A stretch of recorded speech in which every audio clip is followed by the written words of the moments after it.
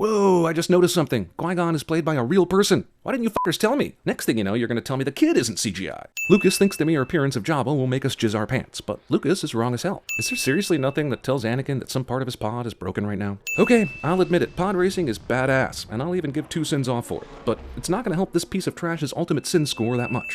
Just in case you were wondering what happened to this guy you didn't care about, here's a scene explaining what happened to him. Alien rat carcasses here! Get your alien rat carcasses here! Sebulba's in the lead, followed closely by Skywalker! Okay, so how did Anakin catch up to Sebulba after his pod didn't start for the first 20 seconds of the race? And if his pod is faster, then why hasn't he blown past him already? He's had 2 major delays and somehow he's right behind the leader. Remember when Sebulba sabotaged Anakin's pod before the race even started? Yeah, after 3 laps and going zany miles per hour, only now does that affect the ship. So these computer screens tell you when something's wrong after all, but only after a ton of damage has been done. Aw, isn't that cute? This movie thinks it's Ben-Hur.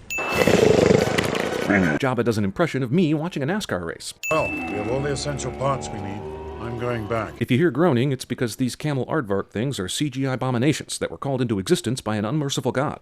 Our meeting was not a coincidence. Yeah, it was. Look at the things that had to happen before they ran into Anakin. He had to stumble on Jar Jar on another planet, take him in, have him show them where his home was, get released by the Gungans, survive going through the Naboo core, have ship problems on the way to another planet, just happen to land on Tatooine, befriend the child slave of a guy who sold the part they needed, and then have Jar Jar accidentally get into a fight with a professional pod racer so Anakin could break it up. Even then, the kid just kind of joined him without an invite, and I still don't think he cleaned those racks. So what the hell has this probe been doing the whole time? Darth Maul sent 3 of these things out late one night, about 25 minutes ago in movie time. These things couldn't find the broken down ship for one whole evening, during the pod racing the next day, and a 5-hour goodbye to Annie's mom? Qui-Gon and Anakin are already running long before they know a Sith is just about ready to attack. Anakin, drop! Why couldn't you feel Darth Maul approaching a lot sooner than this? Thank God George Lucas shot this lightsaber battle in super close-up jump cut vision, because I almost figured out what was happening in this scene. Take off.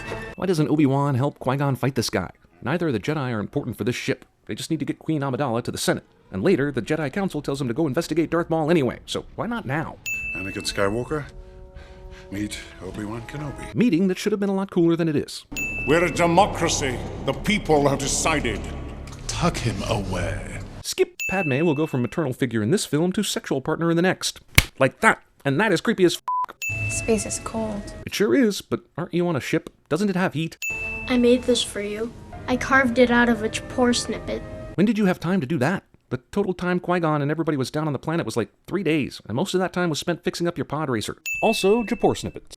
But I don't need this to remember you by. Because we already have a creepy romantic connection that won't be spoken of aloud until you're old enough for me to see your Japor snippet, if you know what I mean. Wink. Many things will change when we reach the capital, Annie. It's called puberty. Coruscant. The entire planet is one big city. Thanks, narrator. I'm grateful for your concern, Chancellor. Do you think that maybe this fake queen has actually been playing the queen for so long she's gone too deep undercover? You think maybe she feels like she's actually the queen right now? These airships all stay in their lanes, despite there not being any clear Back to the Future 2 lane markers or anything. Queen Amidala, you look so obviously different from the last time I saw you. How do those handmaiden disguises even work? The courts take even longer to decide things than the Senate. They do? Well, It took 1 hour and 24 minutes for Yoda to even show up in this movie. You want to figure out where things went wrong? It's having Jedi play politics and only using their powers to smash up f***ing robots. Why didn't this movie start at a secret Jedi training ground? Something kind of like Dagobah, where Darth Maul comes in and assassinates a Jedi Master played by Delroy Lindo or someone else 90s, and start the movie with that instead of tax law. A boy. His cells have the highest concentration of midichlorians I have seen in a life form. Therefore, he's a good guy, I think. It is possible he was conceived by the midichlorians. The midichlorians were later arrested for sex offense. You refer to the prophecy of the one who will bring balance to the Force. No, because Star Wars would never do anything as stupid as having some ancient prophecy muddy the waters, right? Who makes these prophecies? Which started right here with the taxation of trade routes. Star Wars Episode 1, it's just as exciting as watching C-SPAN. I present Queen Amidala, recently elected ruler of the Naboo, who speaks on our behalf. Making my job as senator completely superfluous. Also, space politics. Also, this dangling dildo bullhorn hairdo. I know you want me to say something about the ET delegation down here, but I'm much more concerned about the Oogie Boogie delegation up here absolutely butchering the running man. The boy will not pass the council's test, Master. Jealous much? Do not defy the council, Master, not again. Movie hints at a much better movie that we'll never get to see. Afraid to lose her, I think. Well, wouldn't you be too? Jedi Council makes it out like loving your mom is bad, assholes. Fear is the path to the dark side. Movie continues assault on fear, as though it never once led to a saved life or an avoided accident. Also, if you're telling me no Jedi has ever had fears, f*** you, Yoda. You're a liar and a dickhead. Everyone has fears. Why don't you just teach the kid how to move beyond them instead of acting like he's a total cheese for even having them? Samuel L. Jackson, just grateful to be in these f***ing movies, will now stroke his chin knowingly. You're thinking, people gonna die? Ladies and gentlemen, the power converters line of the new trilogy. No, he will not be trained. Yoda just went on a rant about how fear leads to the dark side, but isn't the Council practicing fear by not allowing the training of Anakin? An apprentice you have, Qui-Gon. Impossible to take out a second. The code forbids it. Why? I heard Yoda talking about midichlorians.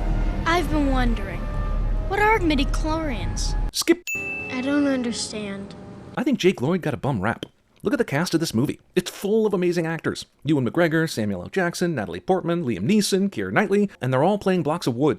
I can almost hear Lucas on set. That was a good take, but try doing the line more like you're dead inside. You know, like you're a computer. Lucas deserves any and all sins that might otherwise have been directed at the actors in this movie. Come on, R2. There's no chance you can roll up the high edge of this platform, but we'll cut away before that so no one will ever know. Did something happen to the blockade? Remember, absolutely nothing changed since they left, except the Trade Federation has a tighter stronghold on the planet, so why the free reign to fly into Naboo all of a sudden? I am Queen Amidala. I'm sorry for my deception, but it was necessary to protect myself. How were you all so fooled by this ancient statues that are never explained and have no bearing on the plot accidentally inspire Lost? We shall make you Bombard General. Well, he certainly is qualified. We can enter the city using the secret passages on the waterfall side. Secret passages ex machina. Somehow George Lucas manages to rip off the never-ending story. Once we get inside, you find a safe place to hide and stay there.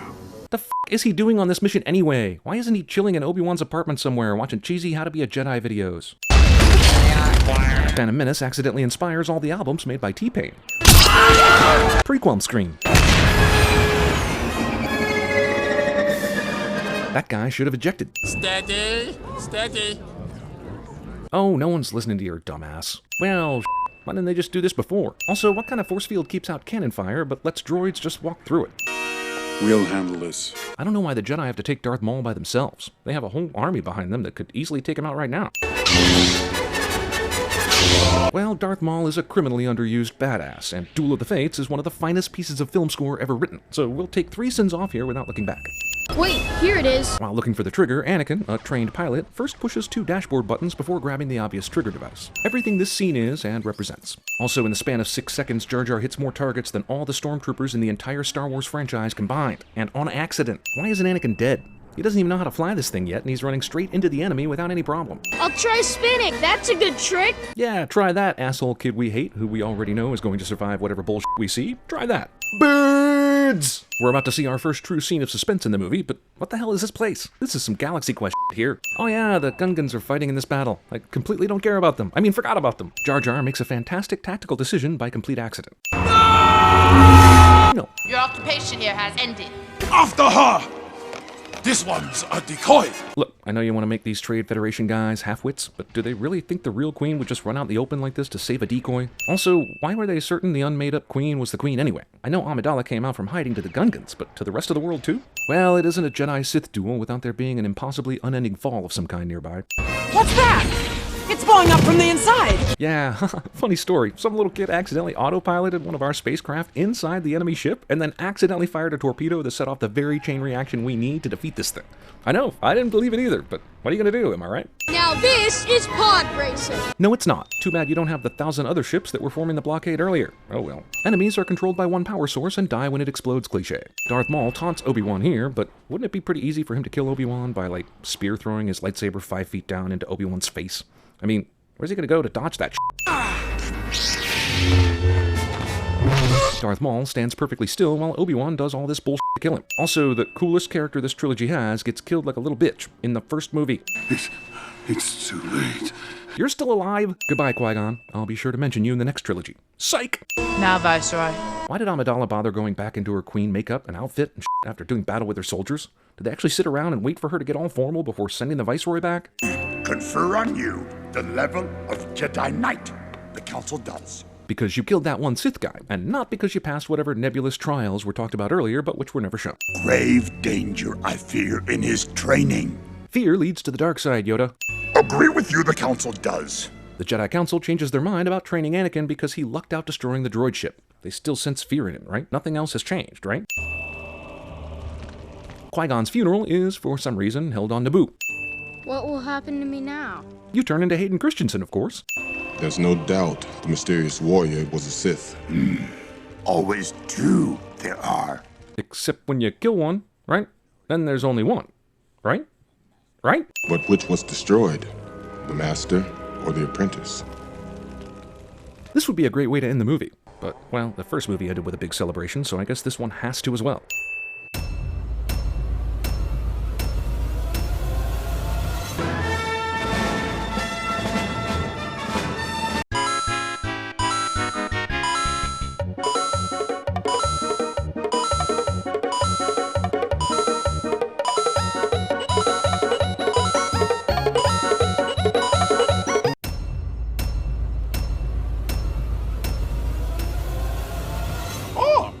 Fish.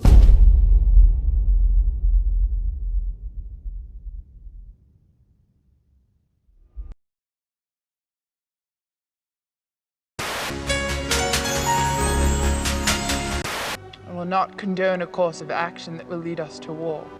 Open war is upon you, whether you would risk it or not. There are fields, endless fields, where human beings are no longer born. We are grown.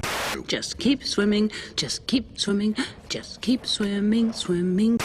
I need parts for a J-type 327 Nubian. What's a Nubian? Cycle. Break off a stray from the herd and flush him to the right. This is getting out of hand. Now there are two of them. Double impact. There's two of them. Now there are two of them. This time, there are two. Terminator 2. Help me, Obi-Wan Kenobi. You're my only hope. I'm glad to have met you, Anakin. I was glad to meet you too. Oh, Lawrence, this is the happiest day of my life! I think my testicles are dropping!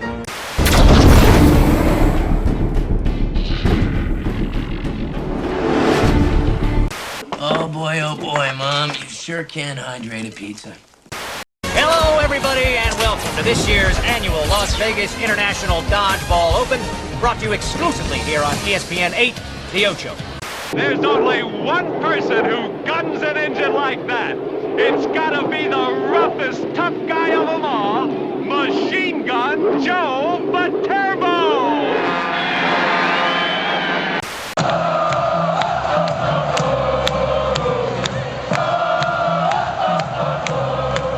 Ever been in a cockpit before? No, sir, I've never been up in a plane before. You ever seen a grown man naked? You will bow down before me, both you, and then one day, your